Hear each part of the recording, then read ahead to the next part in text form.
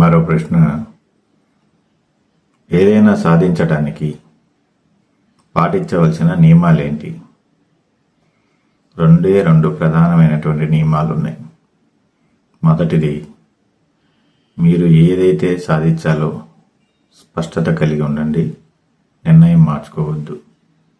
చాలామంది ఏం చేస్తారంటే మొదటి దాంట్లో నిర్ణయం తీసుకుంటారు, ఆ తర్వాత వారికి దానికి సంబంధించినటువంటి వనరులన్నీ చేతి దాకా వచ్చిన తర్వాత ఆ నిర్ణయం మార్చుకుంటారు.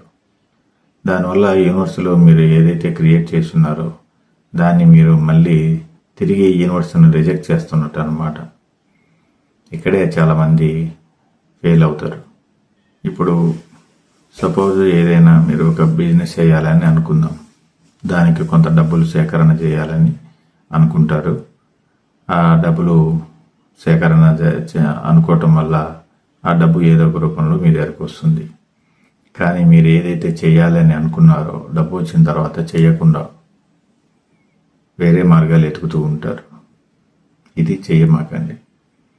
మీరు ఏదైతే అనుకొని ఏదైతే అనుకొని స్టార్ట్ చేశారో డబ్బు వచ్చిన తర్వాత అదే పని చేయండి, మీకు ఖచ్చితమైన విజయం ఉంటుంది. రెండవది, అతి ముఖ్యమైనది ఏంటంటే, మీరు ఏ ప్రణాళికైనా స్వయంగా చేసుకోండి. మీరు మీ కుటుంబ సభ్యులను కానీ ఇంకొక వ్యక్తులను కానీ దృష్టిలో పెట్టుకొని మీరు లక్ష్యం ఏర్పరచుకోకండి. ఎందుకంటే మీరు లక్ష్యం ఏర్పరచుకున్న తర్వాత వారికి ఆ ఎలిజిబిలిటీ లేనప్పుడు వారితో కలిసి మీరు వ్యాపారంలో కానీ లేకపోతే ఏదైనా లక్ష్యంలో కానీ ఏర్పరచుకుంటే వారికి అర్హత లేనప్పుడు మీకు కూడా అది అందదు. సపోజ్ ఎగ్జాంపుల్ ఏంటంటే, మీ ఇంట్లో మీ మిస్సెస్, మీ పిల్లలు, ఇలా వీరందరినీ దృష్టిలో పెట్టుకొని మీరు ఒక లక్ష్యం ఏర్పరచుకుంటే సపోజ్ వారికి అర్హత లేనప్పుడు మీ లక్ష్యానికి సంబంధించినటువంటి వనరులు మీకు సమకూరవు. అది మీకు జరగదు, ఎందుకంటే వారికి అర్హత ఉండదు.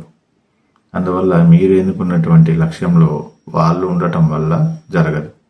అందుకని మీరు లక్ష్యం ఏర్పరచుకునే ముందు మీకు మాత్రమే అది ఉండేలాగా చూసుకోండి. అది ఎలాగైనా వారికి ఉపయోగపడుతుంది తర్వాత, కానీ లక్ష్యంలో వారిని చేర్చమాకండి. ఈ 2 నియమాలు పాటిస్తే ఖచ్చితమైన విజయం ఉంటుంది.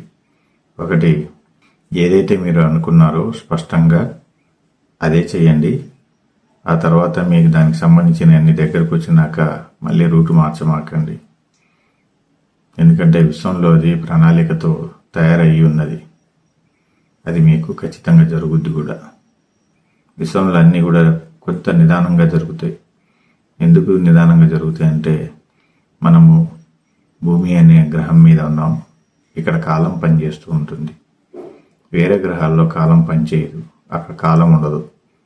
కానీ మన భూమి మీద మాత్రం కాలం అనే డైమెన్షన్ ఉంది.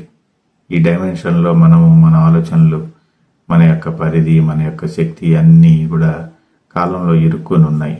అందువల్ల మన శక్తి ఇప్పుడు మనం ఏదో తప్పు చేస్తే ఎప్పటికో శిక్ష అనుభవిస్తాం. అంటే కాలంలో అవి ప్రయాణం చేస్తూ ఉంటాయి. అలాగనమాట. తక్షణమే ఉండదు అన్నీ. కానీ వేరే లోకాల్లో అలా కాదు, ఎప్పటిదప్పుడే ఉంటుంది. ఎందుకంటే అక్కడ కాలం అనేది ఉండదు. ఇప్పుడు కాలం అనే డైమెన్షన్లో మనం ఉన్నాం కాబట్టి, మన శరీరం కాలం అనే డైమెన్షన్లో తిరుగుతుంది కాబట్టి, మీరు చేసేటువంటి ఏ పనైనా కొంచెం పేషెన్సీగా శ్రద్ధ పెట్టుకొని ఎదురు చూడండి. విశ్వంలో ఖచ్చితంగా అది తిరిగి మీ దగ్గరికి చేరుతుంది. మీరు లక్ష్యం ఏర్పరచుకున్నాక మారమాకండి. స్పష్టమైనటువంటి నిర్ణయం తీసుకోండి.